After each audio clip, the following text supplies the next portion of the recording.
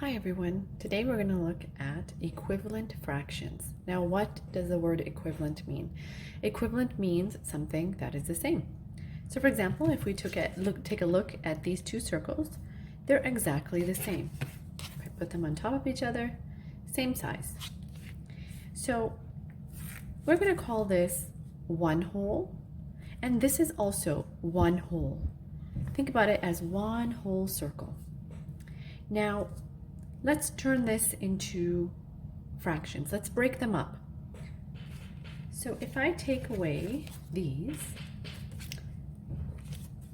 and I put 1/2 over here, and I put 1/2 over here, these two fractions are equivalent. They are the same. But what if I take away this one and I cut this circle into 4 equal pieces? 1, 2, 3, 4. I'll move them a little bit apart so you can see the white in between. Now I've cut them into 4 equal pieces. I want this fraction to be like this. I want these two fractions to be equivalent, the same. What am I going to do? Well, I can take away one piece, but they still don't look the same. Let's take away another one. Now they look the same. In fact, they are the same. These two are equivalent fractions, even though this one is cut into 2 pieces. Okay? What if I want to cut that one even more? So what if I cut it into 6 equal parts?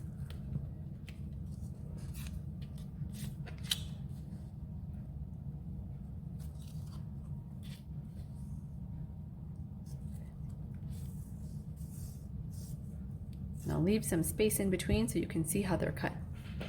Again, I want this fraction to look like this. What am I going to do? Well, I can take away 3 pieces.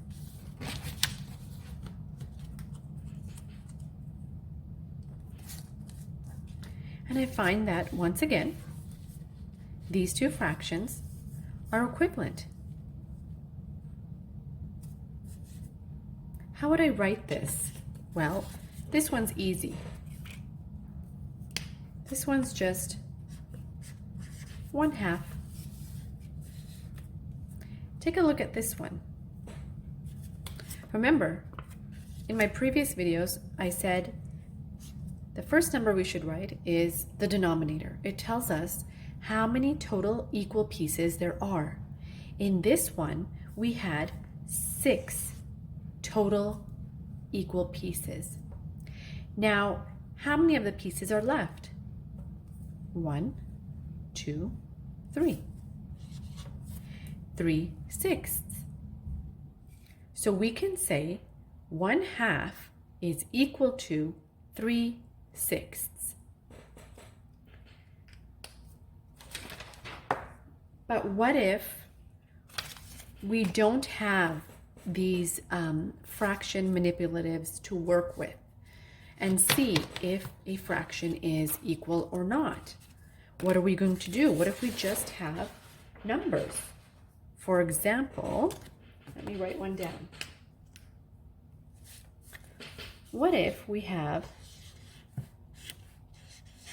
2/3 and someone asks you to find an equivalent fraction, find a fraction that is the same as this?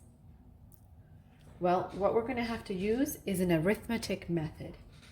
To find an equivalent fraction, multiply the numerator and the denominator by the same non-zero number. So any number but 0. So let's try that. Let's pick a number. Let's pick an easy one. Number 2. Let's pick 2. So my rule says I must multiply the numerator and denominator by the same number. And I picked 2. So let's multiply. Let's write down 2 over here and 2 over here. What I do to the bottom, I must do to the top. So if I'm multiplying the denominator by 2, I must multiply the numerator by 2 as well. Otherwise, I will not get an equivalent fraction. Now, when I multiply straight across. So 2 times 2 is 4. 3 times 2 is 6. So I can say that 2/3 is the same or equivalent to 4/6. I want to check. I want to quickly check if I'm right. So let's bring back my circle. So 2/3, I get 2 of these. They're cut into thirds. 2/3 is the same as 4/6. So I need 4 of these. 1, 2, 3, 4. Look at that. They're exactly the same. I can even take this and put them on here to check. They're exactly the same. Okay, let's try another example.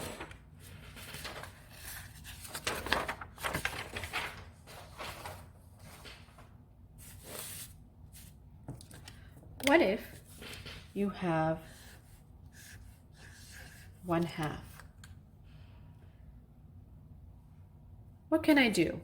Well, to find an equivalent fraction, I have to multiply. Whatever I do to the bottom, I must do to the top. Okay, so do I always have to pick 2? No, you can pick any number that you want. So let's do 3. Multiply this by 3. We multiply straight across. 1 times 3 is 3. 2 times 3 is 6. Now I want to check. I want to make sure that I'm doing this right. Are they equal or not? So 1/2, that's easy. That's right here. 3/6. So now I have 1, 2, 3. Perfect. They're equivalent fractions. Let's look at one more example. Let's look at this one. 8/12. Now, do you always have to multiply to find an equivalent fraction? No. Multiplying is easy, but you can also divide. So look at these two numbers and think, what can I divide these two numbers to get an equivalent fraction? I'll give you a minute.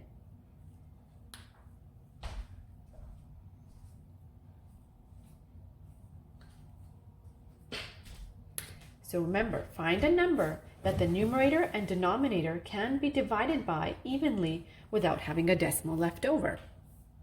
So I can divide this by 2.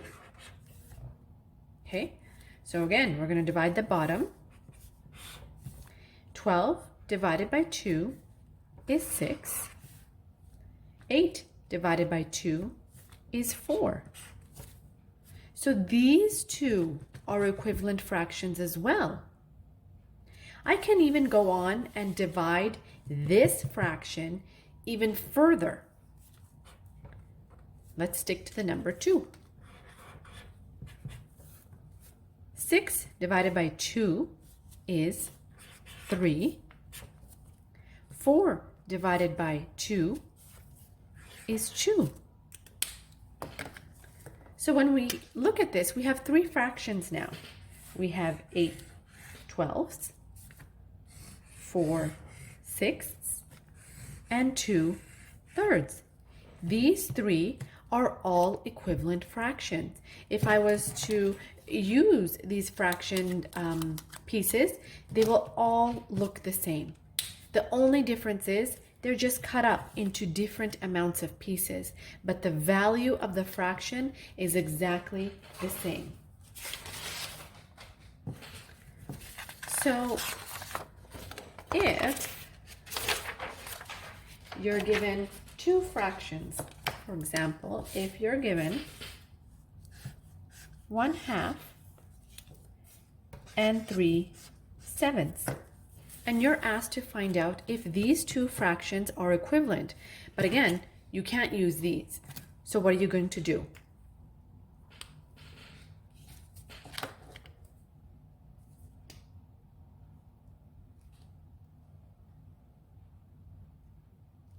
Well, we're going to have to start multiplying the first fraction. Let's see, my goal is to get a 7 as a denominator. I have to multiply 2 by some number to get 7. So here we go. If I multiply 2 times 2, that equals 4. Okay, let's go higher. 2 times 3 equals 6. Still not at the 7. 2 times 4 equals 8. Now this is too high. I needed to get a 7.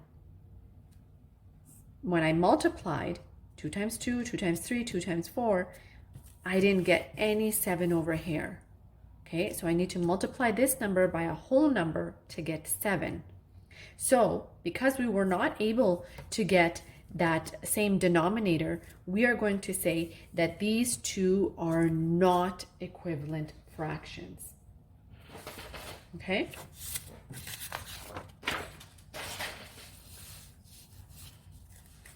What if you're given this?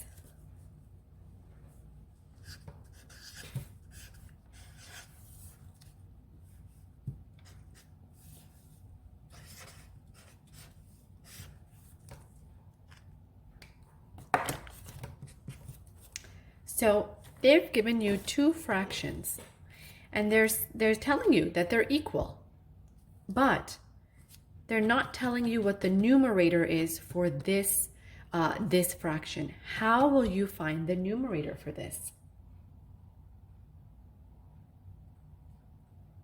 Well, we have to see what did they multiply 6 by to get 24. So they did 6 multiply by something to equal 24. And remember our rule, whatever we do to the bottom, we must do to the top. So let's try. Let's multiply and find out. 6 times 1 is 6. 6 times 2 is 12. 6 times 3 is 18. Still not at the 24. Let's keep going. 6 times 4 is 24. There it is.